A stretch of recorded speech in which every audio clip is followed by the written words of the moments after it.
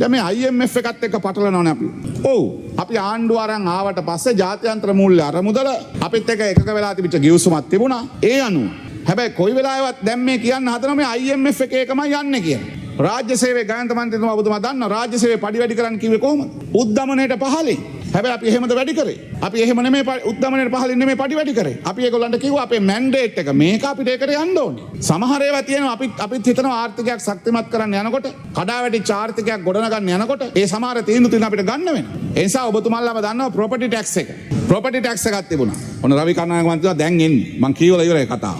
Property tax එකක් තිබුණා රවි මන්ත්‍රීතුමා මතකනේ. Property tax එක ගහන්න තිබුණේ කවද්ද? 2025 මාර්තු මාසේ. 2025 මාර්තු මාසේ. ජාත්‍යන්තර මූල්‍ය අරමුදල අපිට කිව්වා මේක මේ පාර දාන්න කිව්වා. අපි කිව්වා අපි එහෙම අදහසක නැහැ. ඒ නිසා අපි ඒක දාන්නේ නැහැ. 2025 මාර්තු දාන්න කිව්වා. හැබැයි 2026 නෑ ප්‍රොපර්ටි ටැක්ස් එක. දැන් ඒගොල්ලෝ අපෙන් ඉල්ලීමක් කරලා තියෙනවා 2027 අපි බලමු. අපිට එහෙම එකක් ඌමනා වෙන්නේ රටේ බදු ආදායම ප්‍රමාණවත් නැතිනම් මේ බදු විවිධ වර්ග හඳුන්වා දෙන්නේ. ඒ නිසා අපි මේ ප්‍රොපර්ටි ටැක්ස් එකත් අපි ගහන්න නැතුව තමයි මේ